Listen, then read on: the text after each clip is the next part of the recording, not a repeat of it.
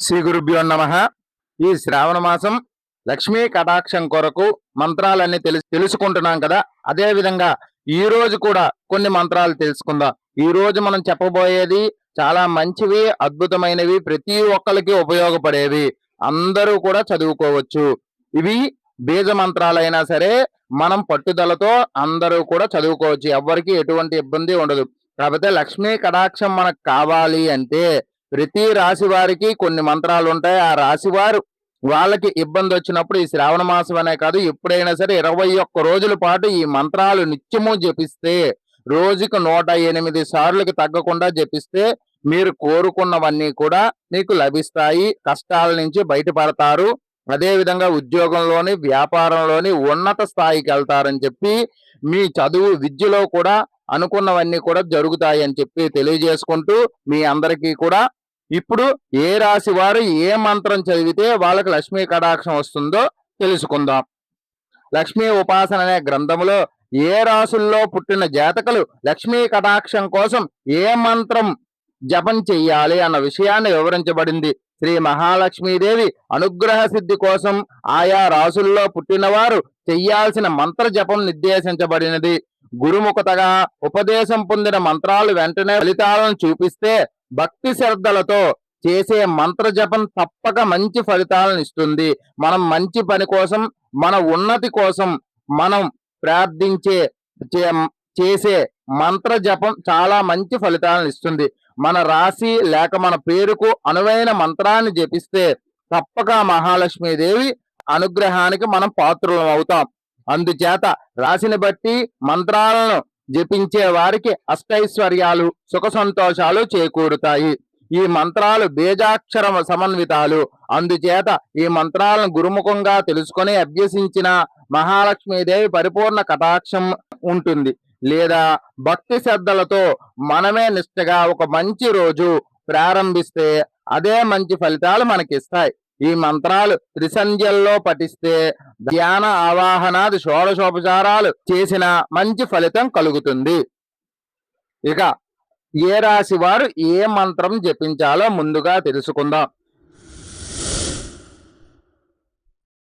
ఇక మొదటి రాశి మేషరాశి వాళ్ళు మహాలక్ష్మి కరుణా కటాక్షం పొందడానికి ఓం ఏం క్లీం సౌ అనే మంత్రాన్ని జపిస్తూ ఉండాలి. కేవలం శుక్రవారమే కాకుండా ఎప్పుడు వీలైతే అప్పుడు జపించడం వల్ల మంచి ఫలితాలు పొందవచ్చు.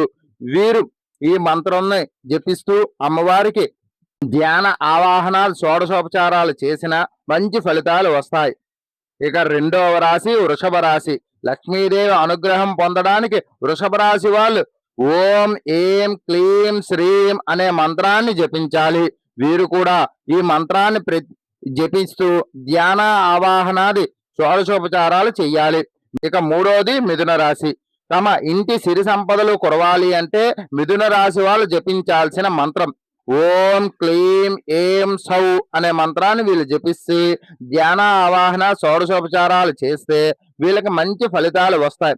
ఇక నాలుగోది కర్కాటక రాశి వారు లక్ష్మీదేవి కటాక్షం పొందాలి అంటే ఈ రాశివారు తప్పకుండా ఓం ఏం క్లీం శ్రీం అనే మంత్రాన్ని భక్తితో మంత్ర జపం మనస్ఫూర్తిగా చెయ్యాలి.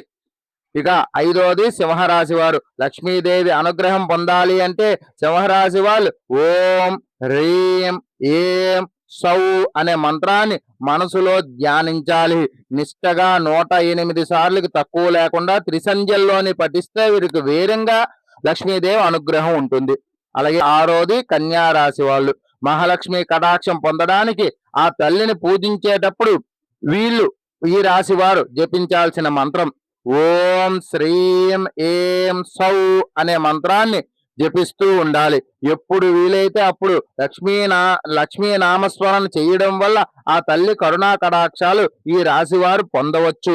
వీరు నిత్యము కూడా వీలున్నంత ఎక్కువ సార్లు ఈ మంత్రాన్ని జపించాలి. ఇక ఏడవ రాశి తులారాశి. లక్ష్మీదేవి అనుగ్రహం పొందడానికి ఈ తులారాశి వాళ్ళు ఓం హ్రీం క్లీం శ్రీం అనే మంత్రాన్ని ధ్యానిస్తూ ఉండాలి. షోడశోపచారాలు చెయ్యాలి. ఇక ఎనిమిదోది రాశి వారు లక్ష్మీదేవి అనుగ్రహం ఉన్నప్పుడు ఇంట్లో సకల సంపదలు ఐశ్వర్యాలు సిద్ధిస్తాయి. కాబట్టి ఆ అమ్మవారిని ప్రసన్నం చేసుకోవడానికి వృశ్చిక రాశి వారు ఓం ఏం క్లీం సౌ అనే మంత్రాన్ని జపించాలి. వీరు ఈ మంత్రాన్ని జపిస్తూ నిత్యము జపిస్తూ ఉండాలి. వీరికి ఎక్కువగా కోపావేశాలు వస్తాయి కాబట్టి తగ్గించుకుందుకు ఇది మంచిది. అదేవిధంగా 9వ రాశి ధనుస్సు రాశి. ధనుస్సు రాశి వారు లక్ష్మీదేవి కరుణా కటాక్షం కోసం లక్ష్మీదేవి అనుగ్రహ సిద్ధి పొందాలి అంటే ధనుస్సు రాశి వారు ఓం హ్రీం క్లీం సౌ అనే మంత్రాన్ని ధ్యానిస్తూ ఉండాలి. వీరు ధ్యానం చేసి దేవికి ధ్యాన ఆవాహన షోడశోపచారాలు చెయ్యాలి. ఇక 10వది మకర రాశి. మకర రాశి వారు లక్ష్మీ మంత్రం జపించడం వల్ల ఆ తల్లి కరుణా కటాక్షాలు సిద్ధిస్తాయి. కాబట్టి మీరు మకర రాశి అయితే మీరు తప్పకుండా ప్రతినిత్యము కూడా ఓం ఏం క్లీం హ్రీం శ్రీం సౌ అనే మంత్రాన్ని జపిస్తూ ఉండాలి. మీరు ప్రతినిత్యము కూడా ఈ మంత్రాన్ని జపిస్తే మీకు ఉన్న నవగ్రహ దోషాలన్నీ కూడా తొలగుతాయి. ఇక 11వది కుంభరాశి. కుంభరాశి వాళ్ళు లక్ష్మీదేవి అనుగ్రహం పొందడానికి జపించాల్సిన మంత్రం ఓం హ్రీం ఏం క్లీం శ్రీం అనే మంత్రాన్ని ప్రతినిత్యము కూడా ధ్యానిస్తూ ఉండాలి. వీరి మంత్రంతో పాటు అమ్మవారికి నిత్య పూజలు చేస్తూ ఉండాలి. ఇక చివరిది 12వ రాశి మీనరాశి. మీనరాశి వారు మనసు ప్రశాంతంగా దైవంపై ఏకాగ్రత పెట్టి మీనరాశి వారు ఈ మహాలక్ష్మిని ధ్యానించాలి. ధ్యానించే సమయంలో అమ్మవారికి జపించాల్సిన మంత్రం ఓం హ్రీం క్లీం సౌ అనే మంత్రాన్ని జపించడం వల్ల ఆ అమ్మవారు అనుగ్రహం పొందవచ్చు. అలాగే మీకు ఉన్న కష్టాలన్నీ తొలగుతాయి. మీకు ఎప్పుడూ కూడా ఆందోళనకరంగా ఉండే మనసు మారుతుంది, ప్రశాంతంగా ఉంటుంది. కాబట్టి నిత్యము మీరు ఈ మంత్రాన్ని జపిస్తూ ఉండండి. ఇలాంటి మరిన్ని విషయాల కోసం మా ఛానల్ సబ్స్క్రైబ్ చేసుకోండి. ఈ వీడియోని లైక్ చేయండి, చాలా మందికి షేర్ చేయండి. ప్రతి ఒక్కరు కూడా ఇలాంటి మరిన్ని విషయాలు తెలుసుకోండి. ఇలా ధ్యానించి మీకున్న కష్టాలన్నీ తీర్చుకుంటారని చెప్పి ఈ శ్రావణ మాసంలో లక్ష్మీదేవి మీ అందరికీ కరుణా కటాక్షం ఇవ్వాలని చెప్పి కోరుకుంటూ సెలవు తీసుకుంటూ శ్రీమాత్రే నమః. జై శ్రీరామ్, జై హింద్.